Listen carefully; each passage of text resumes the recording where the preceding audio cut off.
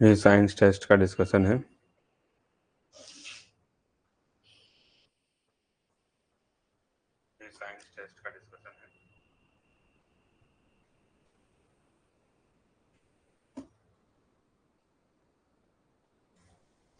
पहला क्वेश्चन है, रमन प्रभाव का प्रकाश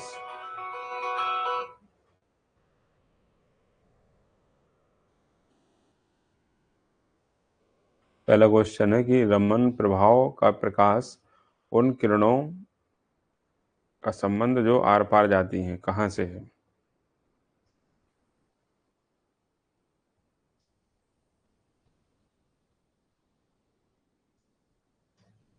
तो जब भी जैसे हमने ये देखा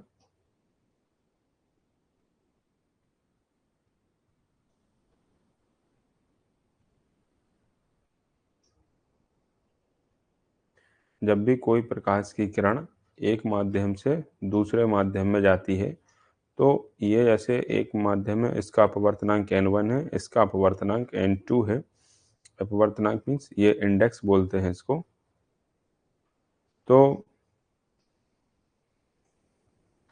एक तो या तो ये अभिलंब की ओर झुकेगी या फिर जो है ये अभिलंब से दूर हट जाती है। तो ये मीडियम के ऊपर डिपेंड करता है। ये इसको स्नेल्स लॉ कहते हैं। तो इस क्वेश्चन में पूछा है कि रमन प्रभाव का प्रकाश जो उन किरणों को रमन प्रभाव का प्रकाश की उन किरणों का संबंध जो आर पार जाती है। मतलब देखिए प्रकाश की किरण चाहे ठोस लिक्विड यानी कि सॉलिड लिक्विड गैस किसी से भी जाए तो उसका कुछ ना कुछ प्रकीर्णन हो जाता है और उसका जो वेवलेंथ है, जो उसकी तरंग दैर्ध्य है, वेवलेंथ कुछ ना कुछ परसेंटेज में चेंज हो जाती है। इसी को रमन इफेक्ट कहते हैं। तो रमन इफेक्ट में ये जो चेंज हो जाती है तो ये जो है तीनों प्रकार के ठोस में भी होती है, हीरो में भी होती है और प्रिज्म में भी होती है। हमने पहले उसमें पढ़ते थे ना, प्रिज्म में ये प्रिज्म है और ये ऐसे कोई प्रकाश की किरण आई तो ये जो है 7 लाइट्स 7 उसमें डिवाइड हो जाता है, विबग्योर बोलते थे। तो इसमें कुछ ना कुछ वेवलेंथ चेंज हो जाती है। तो रमन प्रभाव का प्रकाश जो सभी माध्यम एक का उन किरणों से जो एक पार से दूसरे पार जाता है वो द्रव में भी रहती है, हीरो में भी रहती है और प्रिज्म सभी में रहती हैं। दूसरा है, प्रकाश सजावट तथा विज्ञान के लिए नलिकाओं में प्रयुक्त होने वाली गैस कौन सी है। तो जो नियोन गैस है उसका हम लोग उपयोग जो है नियोन गैस का जो है उपयोग सजावट में या विज्ञापन में जो भी ये 3D लाइट होती है उसमें यूज करते हैं। जो भी हमको इलेक्ट्रिक डिस्चार्ज विद्युत विसर्जन करना रहता है, प्रकाश उत्पन्न करते हैं, उनमें नोबेल गैस काम होती है। नोबेल गैस कौन कौन सी होती हैं? नोबेल गैस कौन कौन सी हैं? आर्गन, क्रिप्टॉन, जेनान, जीनान, क्रिप्टॉन और आर्गन गैस। ये गैसें कौन सी हैं? ये सजावट और विज्ञापन के लिए यूज होती हैं। ध्वनि के पुनरुत्पादन, तीसरे थर्ड क्वेश्चन से इसका दूसरे का आंसर डी है। ठीक है। ध्वनि के पुनरुत्पादन के लिए एक सीडी कॉम्पैक्ट प्लेयर में प्रयुक्त होता है। क्या प्रयुक्त होता है? Laser beam. जब भी सीडी जो रहती है, सीडी में जो सीडी प्लेयर रहता है उसका लेजर बीम के यूज से ये जो है चलती है। सीडी जो है क्या होती है, एक प्लास्टिक की बनी हुई चीज है जो कि पतली सी डिस्क रहती है जिसका जो है हम ध्वनि यानी कि साउंड और पिक्चर्स को किस फॉर्म में, डिजिटल फॉर्म में कन्वर्ट कर देते हैं। साउंड को और पिक्चर को क्या कर लेते हैं, रिकॉर्ड कर लेते हैं, उसको डिजिटल फॉर्म में कन्वर्ट कर देते हैं और उसमें लेजर बीम डालकर उसको जो है रिप्रोड्यूस कर देते हैं। इसमें लेजर बीम का यूज करके उस सीडी को हम कई बार देख सकते हैं। तो ध्वनि के जो रिप्रोड्यूसिंग के लिए जो प्रयुक्त होता है वो लेजर बीम यूज होती है। फोर्थ क्वेश्चन है, जब एक सीडी ऑडियो और वीडियो में प्रयुक्त होने वाली कॉम्पैक्ट डिस्क सूर्य के प्रकाश में रखी जाती है तो इंद्रधनुष के समान रंग दिखाई पड़ते हैं। इस क्या है? देखिए जो भी प्रकाश में तो दो तीन घटनाएं होती हैं। एक तो ये है कि भाई ये अपवर्तन हो जाएगा, या एक ये परावर्तन हो जाएगा, या ये प्रकाश की किरण आएगी और ये थोड़ी बहुत फैल जाती है, विवर्तन हो जाता है इसमें, या प्रकाश की जो किरण है, कौन कौन सी घटनाएं होती हैं? एक, हाँ, आया भी है।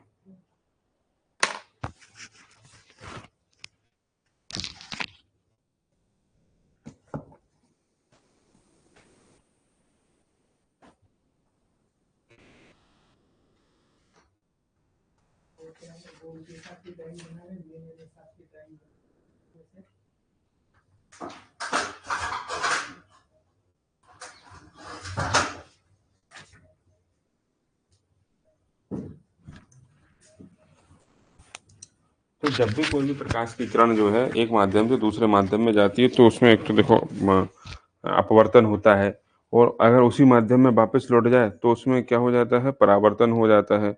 कुछ प्रकाश किरणों का प्रकीर्णन भी हो जाता है, प्रकीर्णन होता है।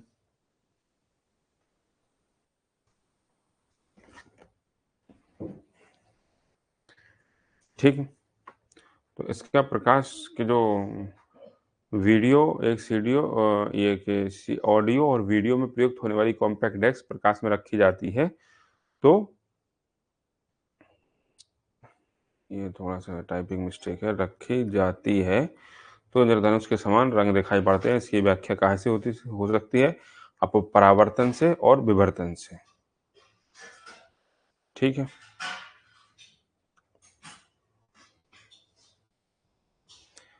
प्रकाश तंतु ऑप्टिकल फाइबर किस सिद्धांत पर काम करता है?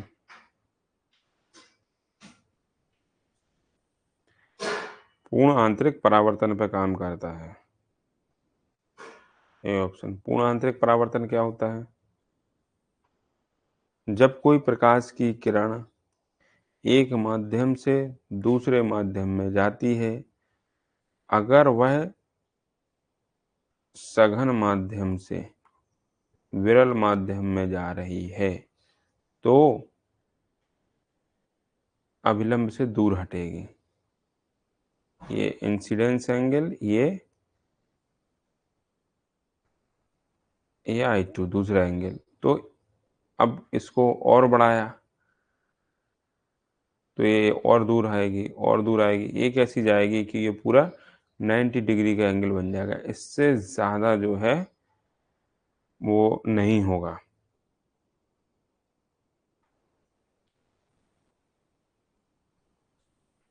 तो इसी घटना को क्या बोलते हैं? पूर्ण आंतरिक परावर्तन। जो कोएक्सियल केबल होती है, जो ऑप्टिकल फाइबर केबल होती हैं, वो पूर्ण आंतरिक परावर्तन के सिद्धांत पर ही काम करती हैं। उन्हीं के पूर्ण आंतरिक परावर्तन, टोटल इंटरनल रिफ्लेक्शंस के सिद्धांत पे ही काम करती हैं।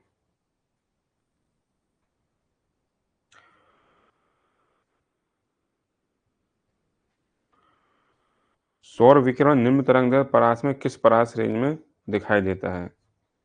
तो जस्ट नॉलेज वाला प्रश्न है। 400 से 700 mm। सौर विकिरण को परावैगनी विकिरण, देखिए सौर विकिरण को कितने उसमें बांटा गया है? एक तो परावैगनी,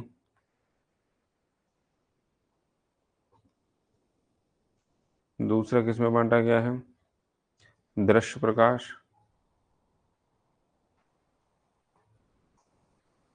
और तीसरा किसमें बांटा गया है? अवरक्त प्रकाश।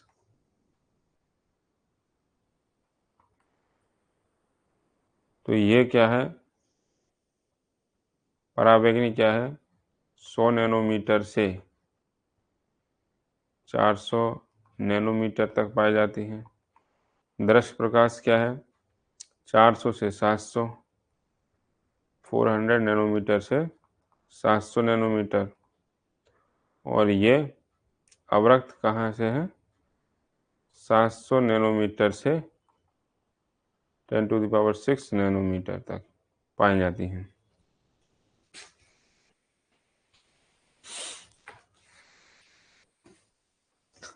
तंतु प्रसार। अब ये नेक्स्ट क्वेश्चन है, तंतु प्रकाश की संचार में संकेत किस रूप में प्रवाहित होता है?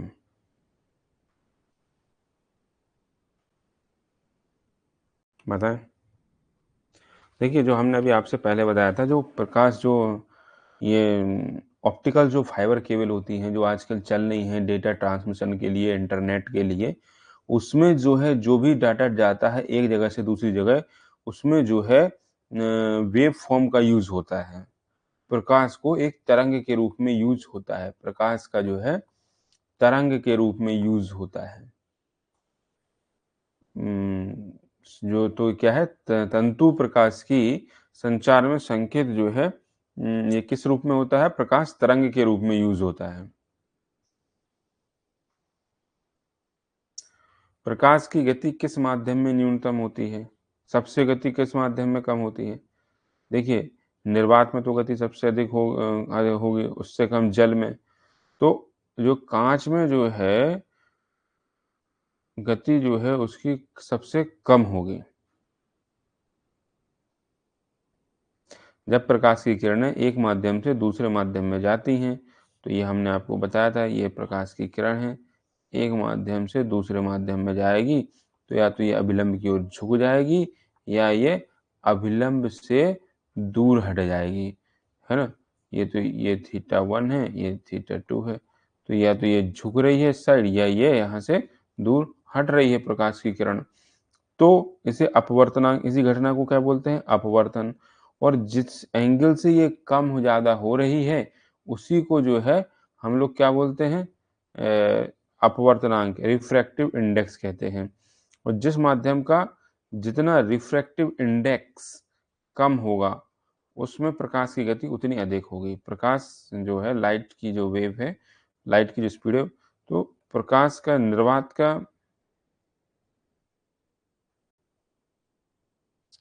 अब जो है इसमें काँच का जो रिफ्रैक्टिव इंडेक्स है वो सबसे ज़्यादा होता है। काँच का जो रिफ्रैक्टिव इंडेक्स है एन रिफ्रैक्टिव इंडेक्स वो सबसे ज़्यादा है, मोर मोर है। तो इसमें जो है जो इसकी गति है वो सबसे कम होगी। भाई, जब प्रकाश की किरण किसी एक माध्यम से दूसरे माध्यम में जाती है, तो या तो अभिलंब की ओर झुक जाएगी या दूर हट जाएगी, तो उसकी गति चेंज होगी कहीं न कहीं। और इसी एंगल के उससे किसी भी उसका अपवर्तनांक निकाला जाता है, मटेरियल का रिफ्रैक्टिव इंडेक्स निकाला जाता है, और रिफ्रैक्टिव इंडेक्स जितना ज़्यादा होगा, उस माध्यम में प्रकाश की वेलोसिटी उतनी कम होगी। प्रकाश का रंग निर्धारित कौन करता है? देखिए, हम जब भी सिग्नल पे जाते हैं तो उसमें रेड देखते हैं, क्योंकि रेड की वेवलेंथ सबसे अधिक होती है, दूर से ही दिखाई देता है। तो प्रकाश की तरंग रंग कौन निर्धारित करता है? तरंगदैर्ध्य से निर्धारित होता है। मृगमरीचिका का क्या कारण है? जो मृगमरीचिका क्या होती है, जो बहुत दूर वस्तुएं रहती हैं, वो बड़ी और उठी हुई दिखाई देती हैं, और इसी से जो है हिरण को दूर दूर तक पानी दिखाई देता है। तो जब पास जाता है तो वहाँ कुछ नज़र नहीं आता है।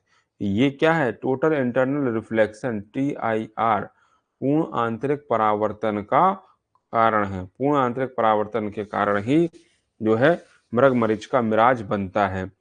मरीचिका क्या है? एक प्रकार का ये भ्रम है, जिससे क्या है व्यक्ति को दूर स्थित जो कोई भी वस्तु है, उसके उल्टे और बड़े आकार के प्रतिबिंब दिखाई देते हैं। कैसे दिखाई देते हैं? उल्टे और बड़े आकार के प्रतिबिंब, बड़े प्रतिबिंब दिखाई देते हैं।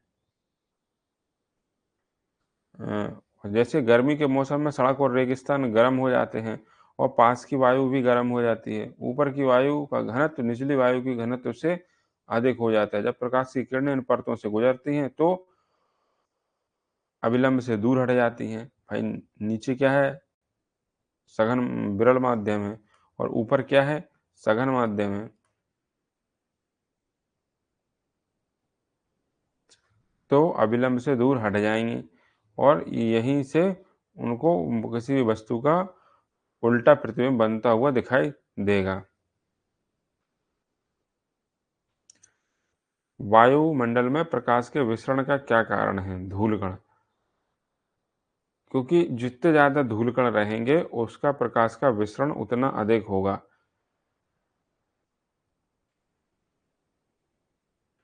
किसका तरंगदैर्ध्य सबसे अधिक होता है? किसका तरंगदैर्ध्य अधिक होता है? ये तो अभी हमने पढ़ा था।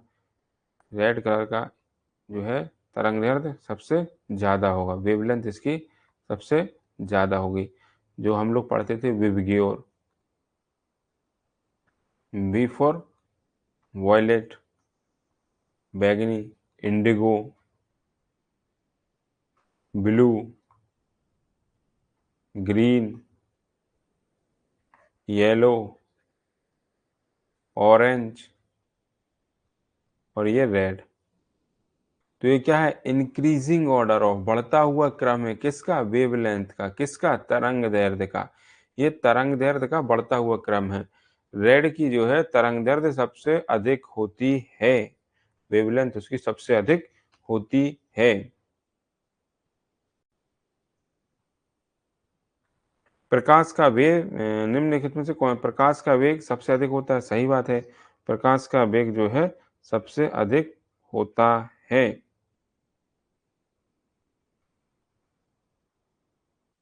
ध्वनि तो देखिए, प्रकाश का वेग कितना होता है? 3 × 10⁻⁸ मीटर पर सेकंड। ध्वनि का कितना होता है? 332 मीटर।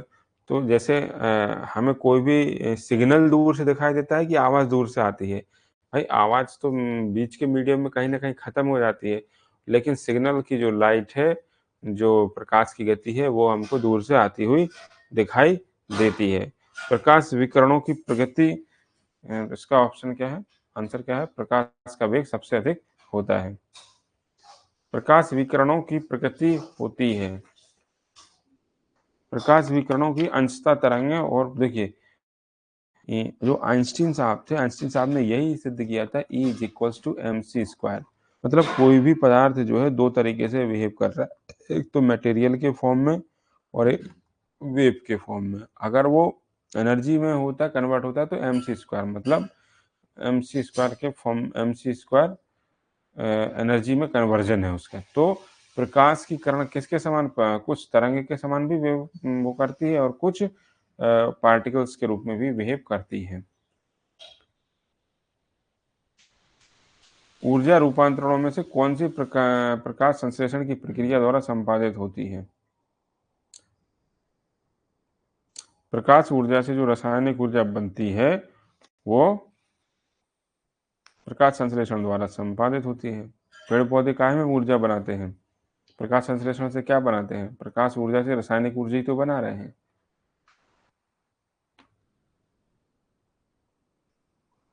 एक तराशा हुआ हीरा चमकीला दिखाई देता है, क्यों दिखाई देता है? पूर्ण आंतरिक परावर्तन के कारण। लाइट उसी के अंदर रह जाती है, बाहर आ ही नहीं पाती है, तो पूर्ण आंतरिक परावर्तन की घटना होती है।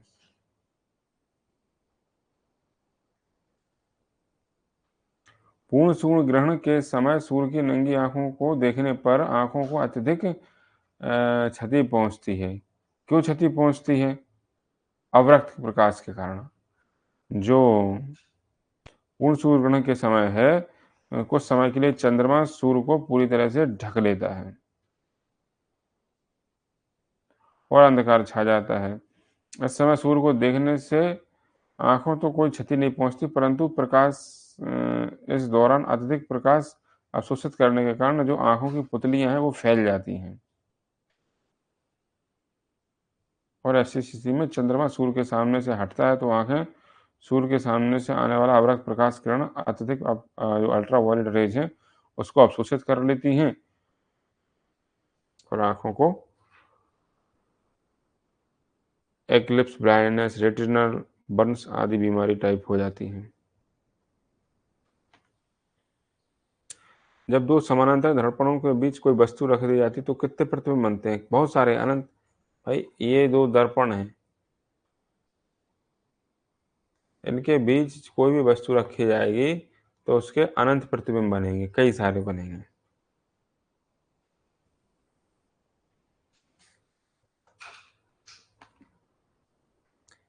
किसी व्यक्ति का पूर्ण प्रतिबिंब देखने के लिए एक समतल दर्पण की ऊंचाई कितनी होनी चाहिए? मनुष्य की व्यक्ति की ऊंचाई की आधी होनी चाहिए। व्यक्ति की ऊंचाई की आधी होनी चाहिए। किसी व्यक्ति का पूर्ण प्रतिबिंब देखने के लिए समतल दर्पण की ऊंचाई व्यक्ति की ऊंचाई की आधी होना चाहिए। कौन सा रंग इंद्रधनुष के मध्य में दिखाई देता है? तो हमने आपको बताया था।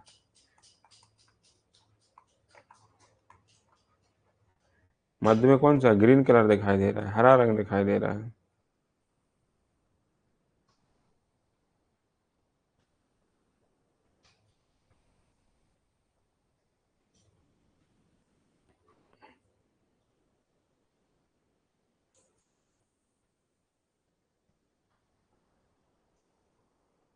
जब लाल, हरे और नीले प्रकाश के पुंज एक स्थान पर पहुंचते हैं तो क्या होता है? सफेद कलर का निर्माण होगा।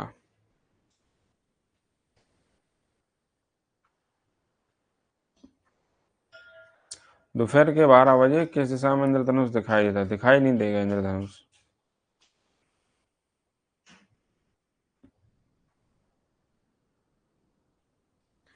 मृग तृष्णा एक प्रकाश भ्रम है जो पूर्ण आंतरिक परावर्तन से उत्पन्न होता है।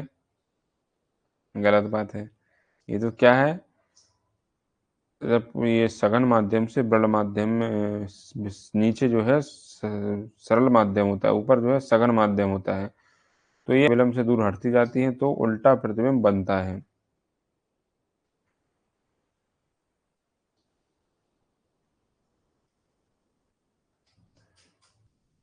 तो ये टोटल इंटरनल रिफ्लेक्शन हो जाता है।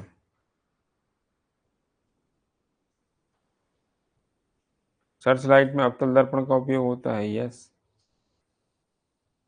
गर्मी में सामान्यतः सफेद या हल्के रंग के कपड़े गहरे रंगों की तुलना में अच्छे माने जाते हैं। सही है, क्योंकि वो कम प्रकाश का अवशोषण करते हैं। और एक छोटे छिद्र वाला उत्तल दर्पण, ये उत्तल दर्पण यूज नहीं होता है, ये अवतल दर्पण यूज होता है। भाई जो भी नाक कान गले के डॉक्टर हैं उनको कोई भी चीज बड़ी देख नहीं देती, तो वो काहे का यूज करते हैं? अवतल दर्पण का यूज। निकट दृष्टि दोष को ठीक किया जाता है। निकट दृष्टि दोष को अवतल लेंस से ठीक किया जाता है। निकट दृष्टि दोष मायोपिया। मायोपिया के व्यक्ति को क्या है? निकट वाले को सामने की पास की वस्तु तो साफ दिखाई देगी, परंतु जो दूर है वो सही दिखाई नहीं देगा। नहीं देगा, दिखाई नहीं देगा। तो वो क्या करते हैं? अवतल लेंस का प्रयोग करते हैं। कार में पीछे यातायात को देखने के लिए किस प्रकार के दर्पण का प्रयोग होता है? उत्तल दर्पण का प्रयोग होता है।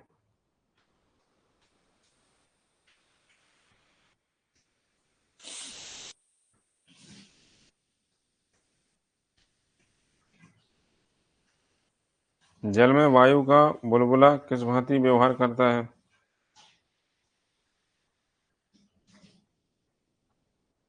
अवतल लेंस की भांति व्यवहार करेगा। जल का बुलबुला एक गोलाकार संरचना है जिसके भीतर वायु और बाहर जल होता है। जल एवं वायु का अपवर्तनांक भिन्न होने के कारण प्रकाश जल से बुलबुले के भीतर में प्रवेश करता है विलंब से दूर, और जब वायु में पुनः जल में प्रवेश करता है तो अविलंब की ओर मुड़ जाता है। इस प्रकार अवतल लेंस की भांति व्यवहार करता है। प्रकाश के रंगों को क्या अलग करने की क्या विधि? मैंने बताया था, एक प्रिज्म से निकाल दो, सारे जो है कलर 7 कलर्स में डिवाइड हो जाएंगे, प्रकाश के कलर विबग्योर बन जाएगा।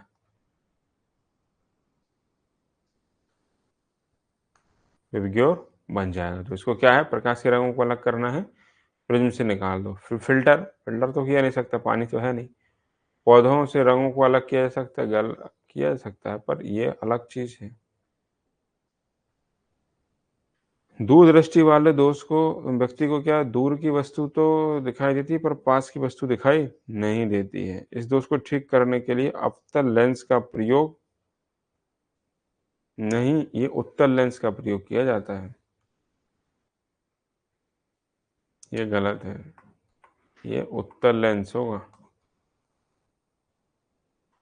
उत्तल लेंस का प्रयोग करेंगे। ये से मतलब डी आंसर गलत है। प्रसारी विश्व, ये एक्सपेंडिंग यूनिवर्स क्या है? मतलब ये डॉपलर इफेक्ट है कि धीरे धीरे पृथ्वी का विस्तार हो रहा है। डॉपलर प्रभाव के कारण आकाश गंगाओं के केंद्र से में आने वाले प्रकाश से उत्पन्न लाल विचलन यह दर्शाता है कि हमसे दूर जा रही था, हर दिशा में ब्रह्मांड का विस्तार हो रहा है। This is the Doppler effect.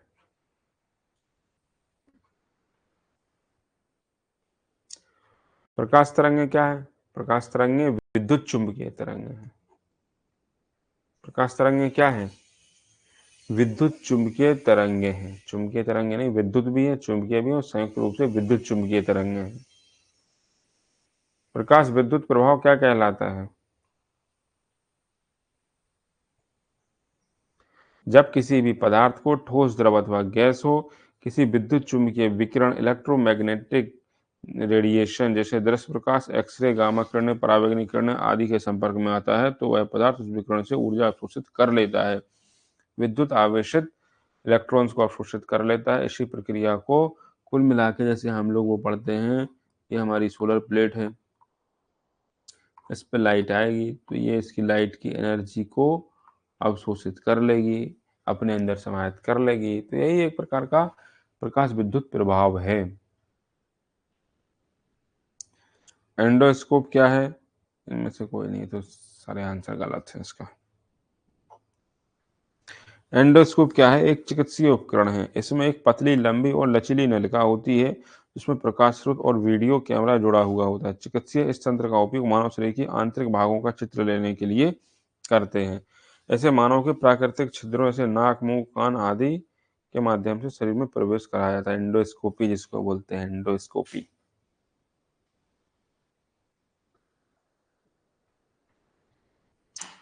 सामान्यतः प्रतिदीप्त बल्ब में की तुलना में फ्लोरोसेंट ट्यूब अधिक ऊर्जा दक्ष होते हैं।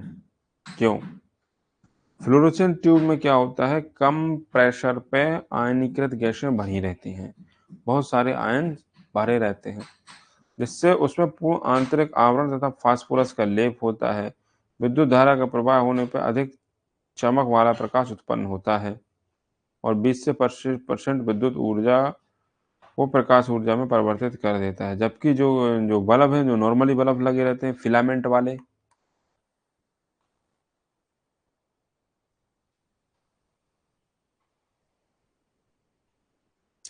तो विद्युत के प्रवाह से अधिक गर्म हो जाता है और प्रकाश उत्पन्न करता है, परंतु बल्ब में अधिकांश भाग विद्युत ऊर्जा को ऊष्मीय ऊर्जा में बदलकर नष्ट हो जाती है। गर्म हो जाता है तो वो ऊष्मा में परिवर्तित हो जाता है, जबकि ये चीज फ्लोरोसेंट ट्यूब में नहीं होती है। विद्युत उपकरणों में अर्थ का प्रयोग किस लिए किया जाता है? सुरक्षा की दृष्टि से। अर्थिंग करते हैं ना घर में, क्यों करते हैं? For the safety.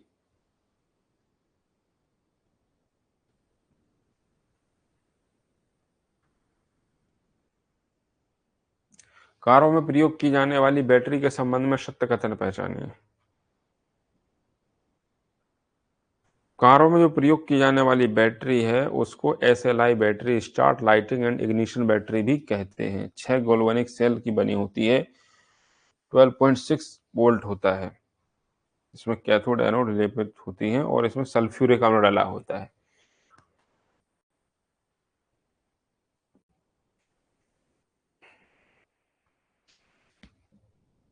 इसमें हाइड्रोक्लोरिक अम्ल यूज नहीं करते हैं, ये गलत लिखा है। HCl का यूज नहीं होता है हाइड्रोलिक, इसमें होता है सल्फ्यूरिक अम्ल, H2SO4 का यूज होता है, सल्फ्यूरिक अम्ल का यूज होता है। मेंस विद्युत प्रदाह में फ्यूज का प्रयोग, घर के बाहर जो भी लाइटिंग लगी रहती है उसमें फ्यूज लगा रहता है। क्यों लगा रहता है? क्योंकि उसका गलनांक कम होता है। कोई भी शॉर्ट सर्किट या कोई भी हैवी करंट आया तुरंत ये गल जाएगा तो ये ओपन सर्किट बन जाएगा, तो घर के अंदर जो भी फ्रिज, टीवी, कूलर, महंगे महंगे उपकरण लगे हैं वो बच जाएंगे।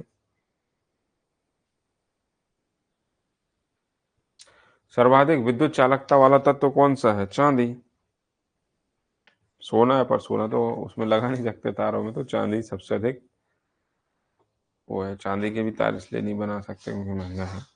मानव शरीर की विद्युत प्रतिरोधकता कितनी होती है? 10⁵ मानव शरीर की जो प्रतिरोधकता है 10⁵ है। जलते हुए विद्युत बल्ब के तंतु का ताप सामान्यतः कितना होता है? 2000 डिग्री से 2500 डिग्री से।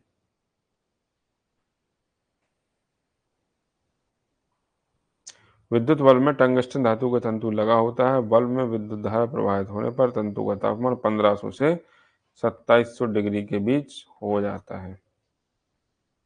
आंसर सी है। ट्रांसफार्मर का उपयोग क्या करते हैं?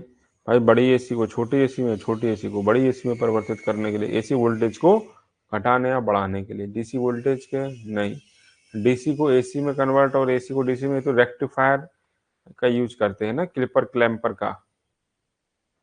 ये ट्रांसफार्मर को तो हाई वोल्टेज से लो वोल्टेज, लो स्टेप अप और स्टेप डाउन ट्रांसफार्मर होते हैं। विद्युत ऊर्जा को यांत्रिक ऊर्जा में परिवर्तित करने के लिए क्या यूज करते हैं? डायनेमो का। विद्युत मोटर एक विद्युत यांत्रिक मोटर है जो विद्युत ऊर्जा को यांत्रिक ऊर्जा में, ऐसे जो घर में मोटर लगी रहती है ना पानी वाली ट्यूबवेल वाली, वो क्या करती है? लाइट से चलती हैं। एनर्जी क्या ले रही है? लाइट, विद्युत ऊर्जा। और काम क्या कर रहे हैं? मैकेनिकल, पानी खींच रहे हैं ऊपर। तो वो एक प्रकार का वही तो है, डायनामो। बिजली की 3 प्लग में सबसे लंबी पिन को जोड़ा चाहिए, कैसे? आधार सिरे से। 3 पिन प्लग में सजीव या फेस उदासीन का आधार सिरे होते हैं, दोनों को एक साथ एक फेस से उदासीन तारों से जोड़ते हैं। आपस में जुड़ी दो आवेशित वस्तुओं में कभी भी, जब भाई वोल्टेज होने के लिए कोई सी भी सर्किट में करंट फ्लो होने के लिए ये वोल्टेज डिफरेंस होना जरूरी है। अगर ये V1 is equal to V2 हो जाएगा तो विद्युत धारा प्रवाहित नहीं होगी, नहीं होगी। एक तार के प्रतिरोध के विषय में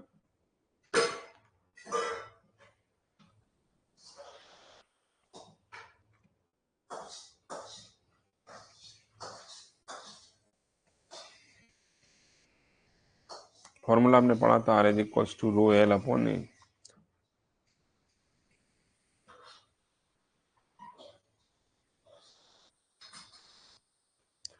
तो ये एरिया के जो है, जो भी उसके व्युत्क्रमानुपाती हो रहा है ना, ये तो इसमें लिखा समानुपाती, ये गलत है। धारावाहक चालक किससे संबंधित होता है? विद्युत चुम्बकीय क्षेत्र से।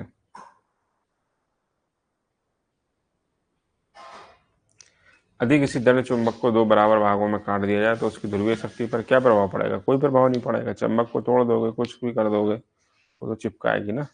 तो नॉर्थ साउथ पोल तो बनने लगे कहीं पे भी, कोई फर्क नहीं पड़ेगा। सिलिकॉन क्या है? सिलिकॉन और जर्मेनियम क्या है? जर्मेनियम और सिलिकॉन क्या है? ये अर्धचालक है। इन्हीं से तो पूरी चिप इंडस्ट्री चल रही है।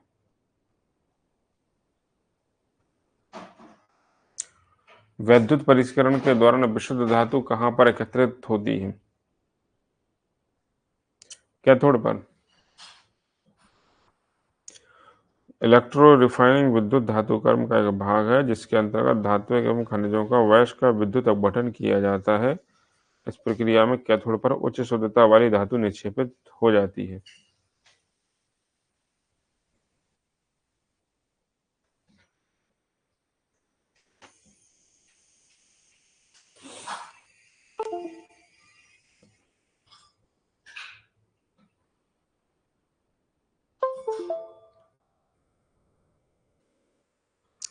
प्रकाश ऊर्जा को विद्युत सेल क्या करता है? प्रकाश ऊर्जा को विद्युत ऊर्जा में परिवर्तित कर देता है। जो पदार्थ उच्च ताप पर विद्युत का वहन करते हैं परंतु न्यून ताप पर नहीं, वे क्या कहलाते हैं? अर्धचालक।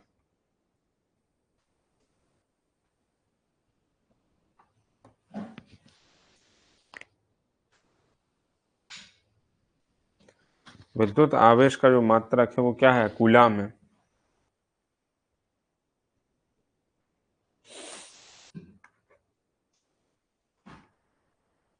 सामान्य दाब पर किसी अतिचालक द्वारा प्राप्त अधिकतम तापमान कितना होता है? 138 केल्विन।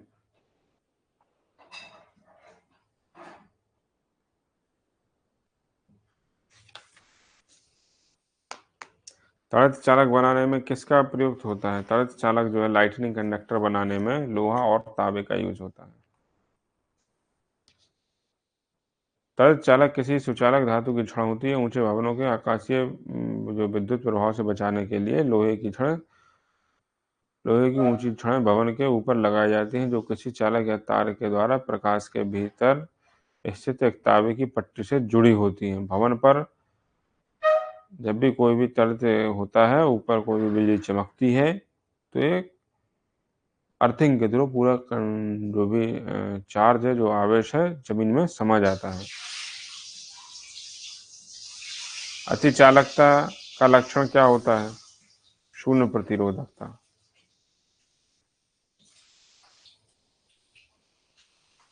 आइडियल कंडक्टर क्या है? जिसका रेजिस्टेंस 0 होगा, मतलब कोई प्रतिरोध ही नहीं है, कोई ट्रांसमिशन, कोई विद्युत ऊर्जा का लॉस ही नहीं होगा। विद्युत ऊर्जा का लॉस क्यों होता है? रेजिस्टेंस के कारण। अगर वो आइडियल कंडक्टर है तो शून्य प्रतिरोधकता होगी। प्रत्यावर्ती धारा को दिष्ट धारा में बदलने के लिए किस चीज का यूज करते हैं? दिष्टकारी द्वारा, रेक्टिफायर, अभी मैंने आपको बताया था। ये एसी करंट है, इसको चेंज करना है डीसी में, क्या बीच में यूज होगा? रेक्टिफायर।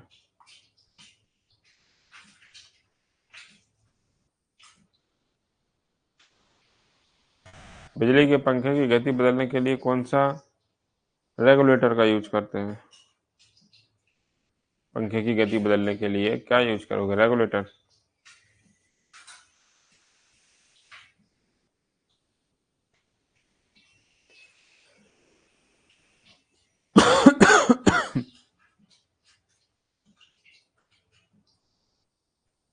कौन सी धातु अर्धचालक के रूप में प्रयुक्त होती है? Next question. जर्मेनियम, सिलिकॉन, बताया था अभी, उसी से ट्रांजिस्टर बनता है। किसी अर्धचालक का प्रतिरोध गर्म करने पर क्या है? घटेगा। टेम्परेचर बढ़ेगा तो और जल्दी करंट फ्लो होगा, और जल्दी करंट फ्लो होगा तो कहीं ना कहीं उसका रेजिस्टेंस तो कम हो रहा है ना।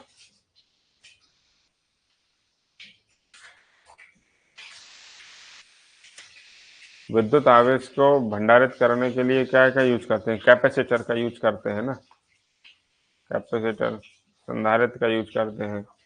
विद्युत आवेश को क्या करने के लिए? भरने के लिए। किसका यूज करते हैं?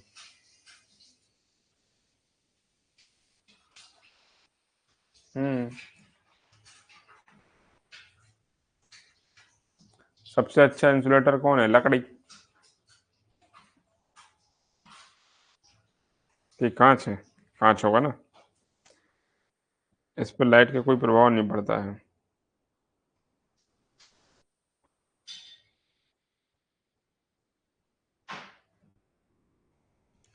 टेलीविजन में के रिमोट में कौन सी किरणों का प्रयोग किया जाता है? अवरक्त किरणों का। टेलीविजन के रिमोट में किस प्रकार की विद्युत चुम्बकीय अवरक्त किरणों का प्रयोग किया जाता है? जब दो लोग आपस में बातचीत करते हैं तो वो कितने लोग 10 डेसिबल तक की फ्रीक्वेंसी को सुन सकते हैं? जब भी दो लोग आपस में बातचीत करते हैं वो 10 डेसिबल तक की फ्रीक्वेंसी को सुन सकते हैं। जब सितार और बांसुरी एक ही स्वर में बजाया जाता है तो ध्वनि का भेद तारत्व के आधार पर, उसकी जो प्रबलता है उसके आधार पर,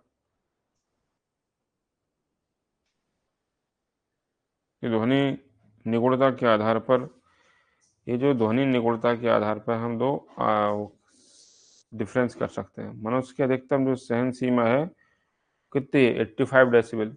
मैक्सिमम 85 डेसिबल तक ही सुन सकता है। पराश्रव तरंगें क्या होती हैं? 20,000 हर्ट्ज से जो अधिक होती हैं वो पराश्रव तरंगें कहलाती हैं।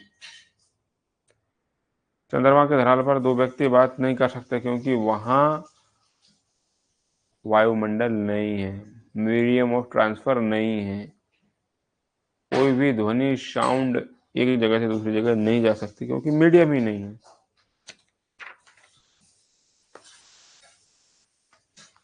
जब टीवी का स्विच ऑन किया जाता है तो श्रव्य और दृश्य मतलब ऑडियो और वीडियो, ये गलत लिखा है, ऑडियो और वीडियो एक साथ चलती हैं। ध्वनि तरंगें क्या है? ध्वनि तरंगें क्या होती हैं? ट्रांसफर वेव है, अनुप्रस्थ तरंगें हैं। ठोस तथा गैस दोनों में चल सकती हैं। जहाँ निर्वात होगा वहाँ नहीं चल सकती, बीच का माध्यम होना जरूरी है। म्यूजिकल कॉन्सर्ट्स के लिए प्रयुक्त किए जाने वाले हॉल की दीवारें इस प्रकार निर्मित होती हैं कि ध्वनि का अवशोषण, जैसे हम लोग बड़े बड़े सिनेमाघरों में देखने जाते हैं तो उसके आसपास दीवारों पे देखो छोटे छोटे छोटे छोटे छेद बने रहते हैं, क्यों? ताकि वो ध्वनि का अवशोषण कर सकें, चीजें डिफ्लेक्ट होकर ना जाए। लगभग 20 डिग्री सी के तापक्रम पर किस माध्यम में ध्वनि की चाल अधिक होगी? लोहे में सबसे अधिक होगी। तभी तो रेलवे की पटरी पे एक तरफ बजाओ तो दूसरी तरफ सुनाई देता है।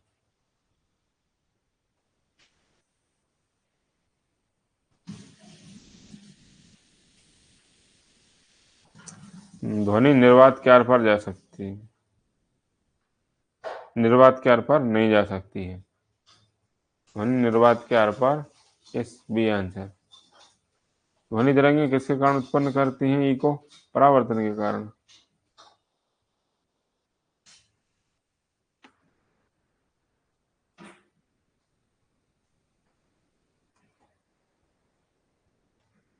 किसी ध्वनि स्रोत की आवृत्ति में उतार चढ़ाव को क्या बोलते हैं? डॉपलर प्रभाव।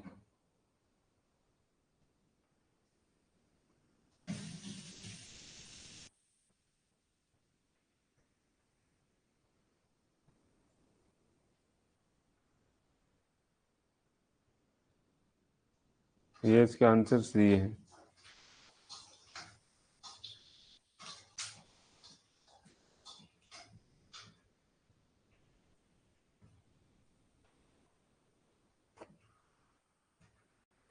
ठीक है जी, आज यहीं तक रखेंगे, कल नेक्स्ट क्लास में डिस्कस करेंगे।